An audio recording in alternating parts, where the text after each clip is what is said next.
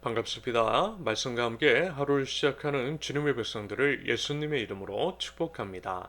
2023년 6월 22일 목요일 오늘 주신 말씀은 로마서 12장 9절부터 21절까지입니다.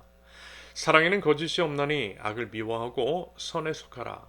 형제를 사랑하여 서로 우애하고 존경하기를 서로 먼저 하며 부지런하여 게으르지 말고 열심을 품고 주를 섬기라.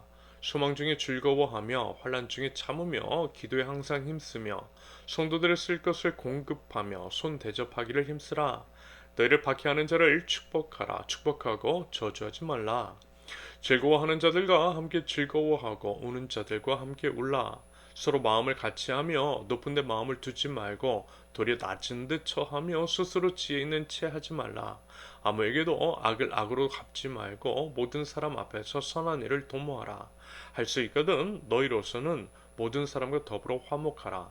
내 사랑하는 자들아, 너희가 친히 원수를 갚지 말고 하나님의 진노하심에 맡기라. 기록되었으되 원수 갚는 것이 내게 있으니 내가 갚으리라고 주께서 말씀하시니라.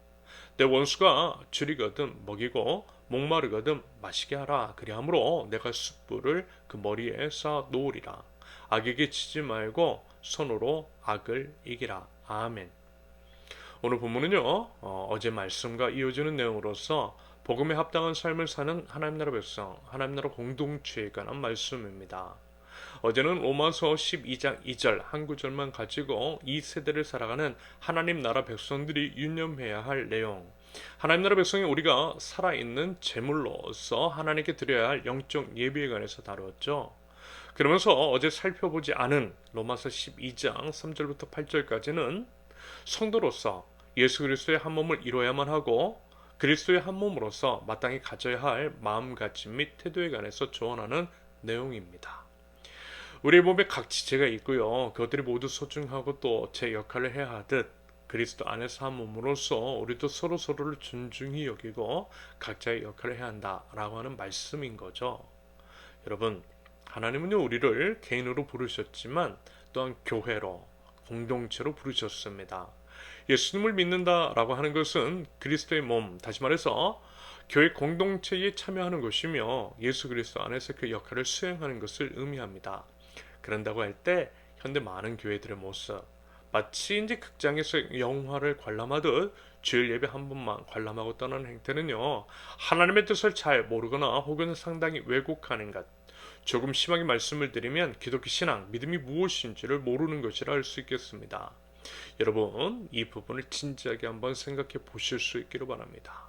우리 믿음이 무엇이며 믿는 자의 삶은 또 무엇이고 그리스도의 몸으로서의 교회 공동체를 이뤄나가기 위해서 우리 개개인 각자가 해야 할 것이 무엇인지에 대한 진지한 숙고 및 실천이 있을 수 있기를 기대합니다. 오늘 본문은 어제 본문에 이어지는 내용으로서 성도로서의 삶의 태도가 무엇인지를 우리들에게 가이드해 주고 있습니다. 말하자면 어제 본문 로마서 12장 1절에서 우리 몸을 하나님께서 기뻐하시는 거룩한 산 제물로 드리라고 하셨고요. 산 제물, 살아있는 제물, 일상 속 예배자로서의 삶이 무엇인지를 말씀함으로써 하나님께서 받으실 만한 영적 예배의 삶으로 인도하는 구체적인 실천 과제를 제시하는 것이라 할 수 있겠어요. 내용이요 어렵지 않고요. 한 번씩 가볍게 읽어보시면 이해 및 적용이 가능한 수준입니다. 먼저 9절과 10절 사랑에 관한 이야기입니다. 사랑의 하나님께서 먼저 본을 보여주셨고 늘 우리에게 말씀해 주셨던 내용, 특별히 우리 주 예수 그리스도께서 십자가에 못 박혀 죽으시기 전 그리고 부활 승천하시면서 강조했던 것이 바로 사랑입니다. 사랑이 전부라는 것이겠죠. 내 이웃을 내 자신과 같이 사랑하라라고 사랑하라는 말씀으로 대표되는 하나님의 마음, 심지어는 이웃사랑이 하나님을 사랑하는 것과도 같다고 말씀해 주셨음을 우리는 기억합니다. 그만큼 뭐예요? 중요하게 보신다라는 것이겠죠. 그러면서 이제 우리에게 특별히 형제사랑을 강조하신 이유, 그것은 아마 이런 의미에서일 것이라고 생각을 합니다. 마지막 때가 가까웠기 때문입니다. 믿음을 지키기가 힘든 시대이기 때문일 것 같아요. 이런 상황 속에서 혼자서는 금방 넘어질 수 있기 때문일 것 같아요. 여러분, 지금 이 시대가 돌아가는 상황을 가만히 한번 살펴보세요. 여러분 어떻습니까? 지금 이 시대 점점 파편화되고 있어요. 공동체가 무너지고 있습니다. 비혼, 미혼, 1인 가구, 혼밥, 혼족, 고독사, 각자 도생 이런 단어들이 넘쳐나는 이유를 한번 생각해 보세요. 세상이 이렇게 흘러가고 있는데요. 저는 이것을 마지막 때의 악한 마귀의 괴계에 빠진 것으로 해석하고 있습니다. 결국에는요, 공동체를 파괴하고 혼자 떨어져 있게 만듦으로써 개개인을 공략하기 쉽게 만드는 것이겠죠. 여러분 그래서더라도요 형제를 더욱더 사랑하고 그럼으로써 공동체 결속을 강화해야만 하는 것입니다. 그래야만 우는 사자처럼 넘어뜨릴 자를 찾는 악한 마귀에게 당하지 않을 수 있어요. 혼자서는 쉽게 넘어질 수 있다라는 것입니다. 특히 예수님께서 부활 승천하시면서 형제 사랑을 말씀하신 것은요 이런 식으로 이해할 수 있겠습니다. 엄마 아빠가 자녀들을 집에 두고 잠깐 외출하면서 이렇게 얘기하는 것과 같을 수 있다라는 거예요. 둘이 잘 놀고 있어. 싸우지 말고 사이좋게. 엄마 아빠 금방 다녀올 테니까. 여러분 느낌 오세요? 여러분 그래야만 한다라는 것입니다. 서로 사랑함으로써 서로를 힘써 지켜야만 한다라는 거예요. 마지막 때가 가까울수록 더더욱. 그 외에 서로가 서로를 사랑하면 결국 서로의 모습을 통해 투영된 하나님을 사랑하는 것입니다. 왜요? 우리는 모두 한 사람도 예외 없이 하나님의 형상을 따라 짐을 받은 존재이기 때문입니다. 그리고 이 점, 다시 말해서 모든 사람이 하나님의 형상을 따라 짐을 받았다라고 하는 창조 원리는 모든 대인 관계에 있어서 기본적인 근간이 됩니다. 한마디로 표현을 하면요, 서로를 하나님처럼 대해야 한다라는 거죠. 여러분 이 원리만 기억하고 있으면 사실 오늘 나눈 말씀도 성경의 모든 말씀도 대부분 응용과 적용이 될 것입니다. 누차 말씀을 드렸잖아요. 하나님 나라는 어떤 것이라고요? 서로를 하나님처럼 대하는 것이라고 했습니다. 우리 꼭 형제를 사랑하며 서로 우애하고 존경할 수 있기를 바랍니다. 이어서 15절 즐거워하는 자들과 함께 즐거워하고 우는 자들과 함께 울라라고 하는 이 말씀이 특히 우리 모두에게 와닿고 또 깊이 새겨하는 말씀이라고 생각이 들어요. 요즘 어때요? 세상 사는 게 너무 힘들지 않습니까? 여러분 저만 그런 거 아니잖아요. 모두가 그래요. 세상이 점점 악해져 갑니다. 솔직히 교회에서마저도 안식을 누리기가 쉽지 않은 것 같아요. 이미 많은 교회들은 가진 자들의 사교 장소가 되어버린 것 같습니다. 물론 그렇지 않은 교회, 그리스도의 몸으로서 역할을 다하고 소금과 빛으로서의 사명을 온전히 감당하는 교회들도 많이 있어요. 그런데 안타깝게도 그런 교회들은 생존의 문제에 있어서 여러 힘듦과 어려움을 겪고 있음을 보았습니다. 여러분 사람은 외모 보잖아요. 교회 다니는 사람들도 마찬가지더라고요. 외적으로 뭔가 있어 보이는 교회들을 찾아요. 그래서 대형 교회의 사람들이 몰리는 것이겠죠. 교회 본질, 교회됨, 그리스도의 몸인 교회를 추구하기보다 신앙 역시 소비하듯 소비하는 소비사회 안에서 벌어지는 자연스럽지만 참으로 안타까운 현상입니다. 그러니요 겉으로 볼 때 볼품 없어 보이는 작은 교회는 어때요? 잘 안 가요. 게다가 이제 마치 교회 규모를 자신의 능력과 동일한 것으로 착각하는 사람들도 많이 있기 때문에 더더욱 그렇습니다. 이렇게 이제 교회마저도 힘든 것입니다. 그리고 이 대형 교회들 물론 또 이제 모두가 그렇다라고 하는 것은 아닌데요. 제가 이제 관찰을 해본 결과 상당 부분 이런 게 있더라고요. 약자들, 가난한 자들, 노동자들에게 공감을 잘 못해요. 교회는 더 이상 약자의 편은 아닌 것 같습니다. 그래서 보세요.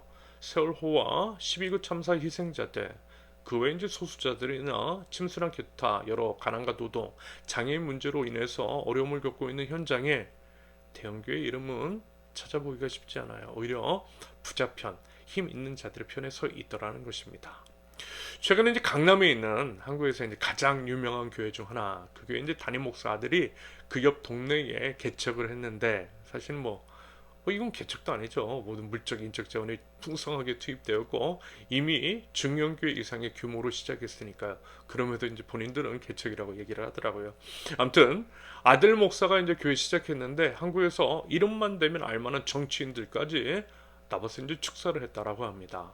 이것 외에요 몇 가지 면을 봤을 때 가진 자와 편먹는 것이 맞는 것 같아요. 약자나 가난한 자들을 결코 이해하지도 못하고요. 이해하려고 하지도 않아 보입니다.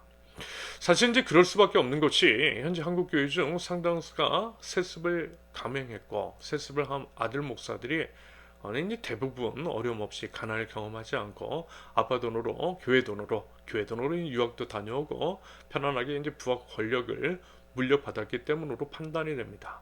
여러분 아주 이제 상식적으로 생각해 봤을 때 이러한 삶을 살아온 사람이 과연 어려운 이들의 처지를 얼마나 알 것이며 힘들게 사는 사람들에 대해서 관심이 있겠느냐라는 것입니다. 그래서 어쩌면 교회 안에 힘없고 돈 없고 어려운 사람들이 발붙일 곳이 점점 사라지는 것이 아닐까라는 생각이 들었습니다. 하지만 여러분 그거 아니잖아요. 그건 우리의 믿음이 아니잖아요. 제발 예수님 바라보자고요.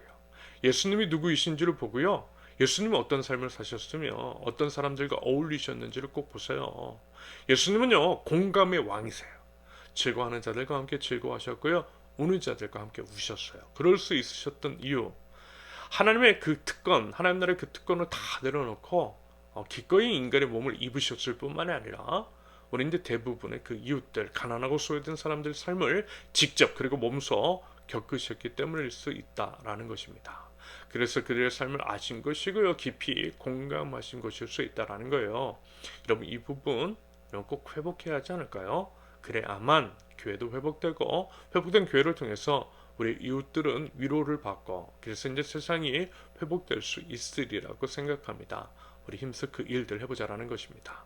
특히 더 안 그래도 이제 우는 사람이 많은 이 세상 속에서 우는 자들과 힘써 함께 우는 하나님 나라 교회가 될 수 있기를 바랍니다. 그 외에 오늘 본문 이제 그 외의 내용에 대해서는요 말씀을 드렸듯이 크게 어렵지 않을까요? 여러분 각자 한번 읽어보시고요 삶 속에서 적용 실천해 보실 수 있기를 바랍니다. 부디 우리 주 예수 그리스도께서 우리에게 이제 먼저 본을 보여주신 그 본을 따라서 우리 공동체와 우리 이웃들에게 주님의 사랑과 은혜를 흘려 보낼 줄 아는 하나님 나라 백성들 저와 여러분들이 되실 수 있기를 예수님의 이름으로 축원합니다. 함께 기도합니다.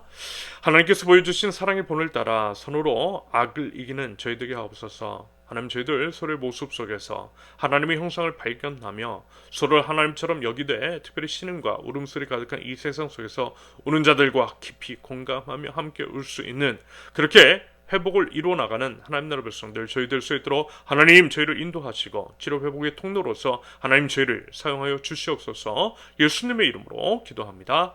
아멘. 하나님께서 오늘 주신 말씀과 각자의 기도 제목을 놓고요 우리 잠시 기도하겠습니다.